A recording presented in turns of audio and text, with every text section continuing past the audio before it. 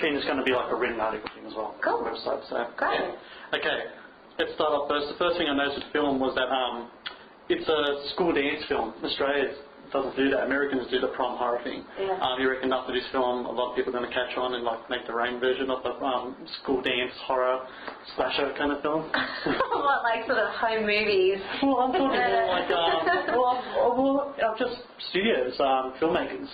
You reckon maybe they're going to catch on to what you guys are doing? I mean, I definitely think Sean, he wanted to make a film that was commercial and attractive to people not just in Australia but overseas. Yeah. So I think obviously the prom night is something that teenagers can relate to here or in America. Yeah. And it's I think Sean's kind of obsessed with the cabin in the woods horror meets prom night horror. Yeah. And we kind of mashed those two genres together. Mm-hmm. And he wants to coin a new genre for this film, which is glam horror. Glam horror? I think it's pretty cool. Because I've been watching, I've been doing a top 10 Australian horror films. I've watched a lot of Australian horror movies. And the sort of things we don't do in Australian horror, we don't do the prom night or school dance. Mm-hmm. We don't do teen horror things either. I can't think of any in that regard either. Well, I think it's probably a brave decision to do a teen horror film because America obviously has a big portion of that market. That's right. So, I think it's a risk that's paid off. So Well, it's paid off very, very well. Yeah. Okay, Robin, many actors, when they take on Vilma's character, they always talk about tapping into some type of redeeming quality in that character. Is that something that you did with Lola, or...? I kind of felt like she was really, really violent and really vicious. Yeah. But the great thing about her was that she was so childlike and playful at the same time. So I didn't feel like I had to find a redeeming feature in her. That was kind of already on the page. But I was really aware of keeping a sense of how lonely she was and how removed she was from normal kind of socialization that most teenage girls would be involved with. She had a pretty abnormal upbringing, but I was just wanting to balance all that vengeance and violence with a real loneliness and a real need to be intimate with somebody but not knowing how to achieve that. Okay, that's cool. Well, there's two things that really surprised me in the film. Okay, first was the music, but we'll get back to that later. The second was the humour. It really has like this really madcap kind of serious humour. Was that something that was in the script, or was that something that you noticed afterwards or Sean kind of put in there with editing and such? It was actually something that was more highlighted when I saw the finished product. Yeah. I hadn't expected it to be so funny and hadn't expected an audience to laugh. Because I think when we were filming it, and probably especially for Robin, it was obviously a very intense sort of shoot and sort of focusing on the horror of it all. Yeah. So it was a wonderful surprise to have people laugh at it. It really balances, and you need it. You need that relief when you see the film. It's sort of such a nice relief to be able to laugh at certain points. Yeah. Okay. Because when you guys went at it at the end, it kind of reminded me a bit of slapstick. Kind of in a way. And it's funny because I just read a recent thing with Sean. He's saying he loves Sam Raimi. Yeah. And those Evil Dead 2 films, and that thing's full of like that Looney Tunes kind of spastic stuff. Was that something he was saying to you, like more? No, Sean was very much.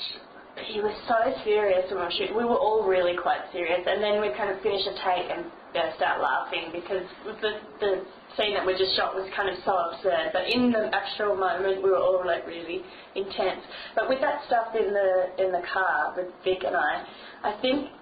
I wasn't aware of it, but it was a wide shot, and it's quite a complicated fight scene. But we didn't realise how how hilarious it looked wide. Yeah. Because normally you'd cut in and do, close-ups on the weapons and our faces, but it was just a wide shot of two chicks in a tiny V-dub in the front seats trying to kill each other. There were no tricks, no camera tricks, no effects, and I actually thought that we were doing some really complicated moves and that it would look like that on film, but it's sort of just like this weird push and pull. It's really, raw, and I like it.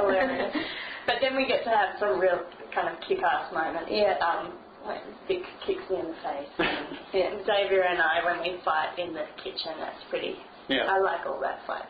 You like it, like the physical stuff, It's really primal and spontaneous, and you're not in your head, like it's just not intellectual at all, and kill. Yeah, it's so much fun. It's really exhilarating. Yeah. Okay.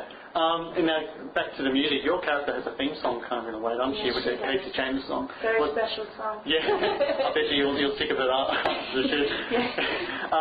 Is that also something that was mentioned to in the script, specifically that song? Yeah. I don't know where Sean grabbed that idea from, but because he kind of based Lola, or his first inspiration for the character was based on his 5-year-old niece who was obsessed with pink and fairy wings. And I think that just grew into an idea of, young girls wanting to be pretty and seem to be pretty and gorgeous. And the song, Casey Chambers song is just perfect for, the idea of am I not pretty enough and not being validated, and it's just a perfect match for Lola. But I can't listen to that song.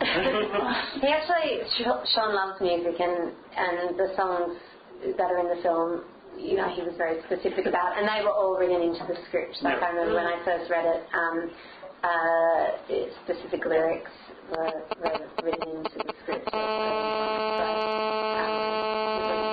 a big part of the decision from the beginning. Yeah, in terms of it works really well. It does. Yeah, and obviously, putting things very ironic to hear that, there's other songs that have this sort of great irony to them when you hear in the movie. Because you was talking about what was it, basically you were saying that's his favourite teen movie, and he was kind of inspired by that film and all the choices, especially in the that other story about the other couple as well. The straight guys. Yeah, that's right. The no blood guys. That's right, no blood, plenty of pick there, but no blood. Speaking of which, you had to dish out some pretty cool punishment towards Xavier there. What's the experience like acting out a scene like a power tool to a guy's school? It's something I would never imagine myself to have done, but I like power tools as much as the next guy or girl.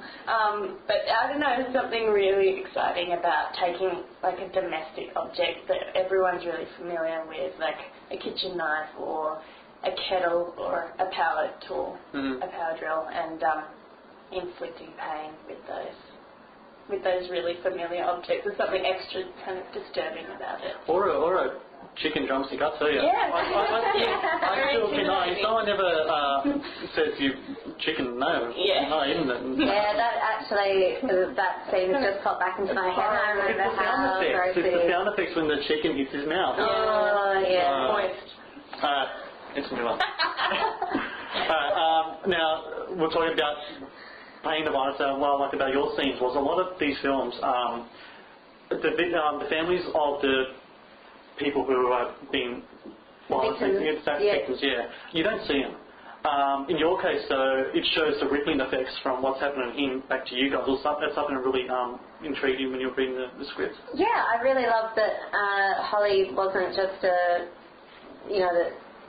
she had more to do than just play the sort of girlfriend role, that she had a very clear sort of little story of her own, and you saw her go on a little journey. And I also love the fact that she didn't die. That I was in it till the end. I didn't die, and she has this fantastic sort of strength of her own. Saying that the film's great in that way, in that there's three very different but very strong female characters. Yeah. Jessica McLeavy's character is also, really as damaged as she is. That's because she also, not to give away too much, but she also had is like a direct effect from what your character does to these guys. Yeah. So I think, it's really nice to read a script where there's just really great female characters. Mm-hmm. You were talking before, actually, one we really want to know was backstories. Do you guys do backstories for your characters? Was that because there's the gap between the start of the film and then where Xavier's at, and there's a whole part in between. You playing his girlfriend, did you do sort of like a background kind of thing for that, or? Yeah, definitely. Just in terms of, I suppose I focused on Holly and Brent's relationships and the history of it, and how long they've been together, and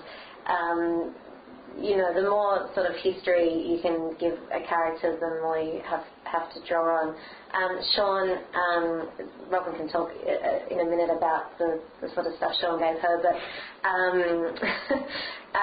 Sean gave me a little iPod full of songs that Holly would listen to, and even a simple thing like that is a great insight to a character. Yeah, cool.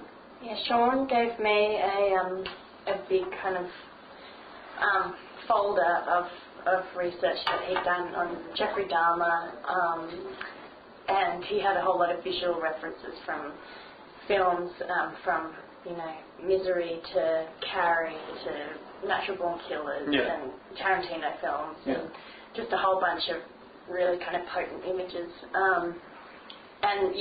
He also had like a 12 pages of backstory for Lola and Daddy. Mm-hmm. And that was all really sick and twisted and horrible, but really helpful. Yeah. And then John Brompton and I got together and talked about what else might have happened in Lola's short but twisted life. And we came up with some pretty equally sick and twisted things and chose never to discuss them ever again. Yeah. Well, let's talk about horror films. I've got this segment on the site. It's called Talking Movies. In this case, I'm talking about we touched on that prior before you came in. You don't really like the really kind of Saw, Hostel, gory stuff, but you talked about a 60s classic, Rosemary's Baby. Yes. Yeah. One of my favourites too. Yeah, yours as well? Yeah, I love it. Although I haven't seen it in a while, I need to sort of watch it again. But I love the very subversive nature of it. I do struggle with sort of other horror films. Like I can't actually think of another horror film that I have sat all the way through in recent years, apart from this one, which is sort of easy to sit through. Yeah.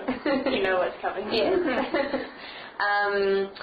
But I actually find that the horror films that are sort of completely absurd and not based in any reality at all, I find them sort of easy to watch, but it's the horror films that really psychologically that are sort of grounded in some reality and where you could actually believe that this could go on, I find them really hard to watch. Yeah.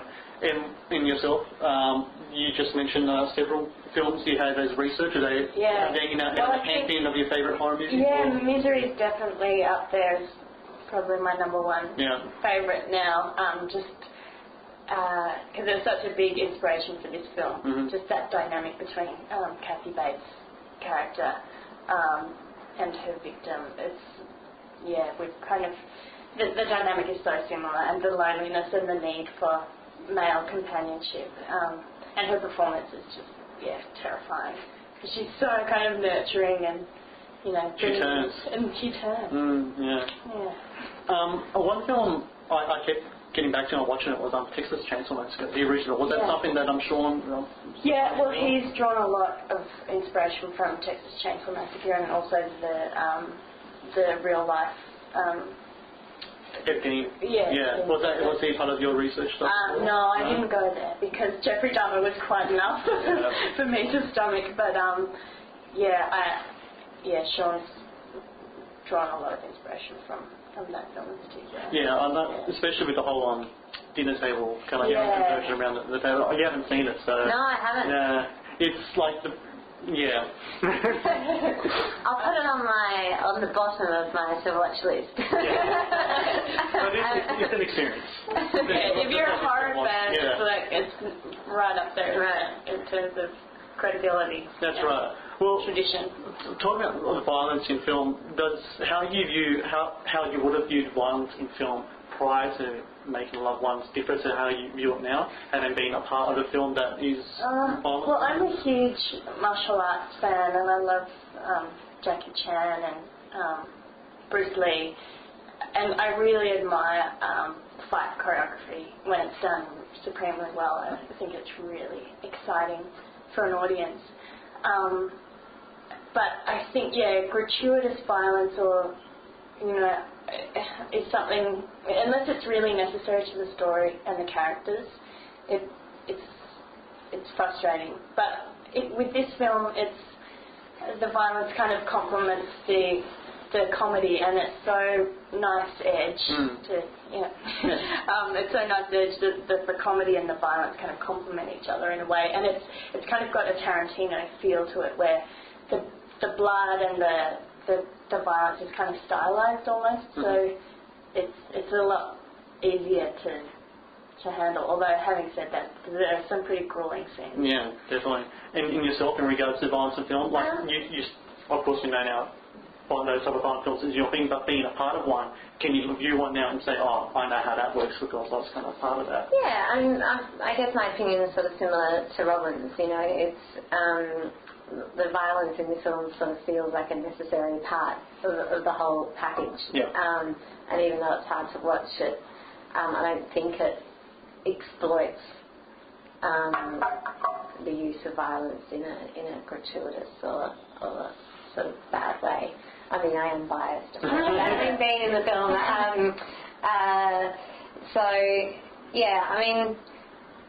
My attitude toward violence in films. I sort of feel more disturbed actually by violence in video games. Which seems to me sort of unnecessary and dangerous. Yeah, because you're the first person player. That's right. Yeah. Okay. You can't flinch. You can't look away. No. Great. Well, I thank you guys very much for taking time out and talking to me. I was wondering if I could ask Flavor, can I get a photo of you guys 10 minutes to put up with the article? Yes. Sweet.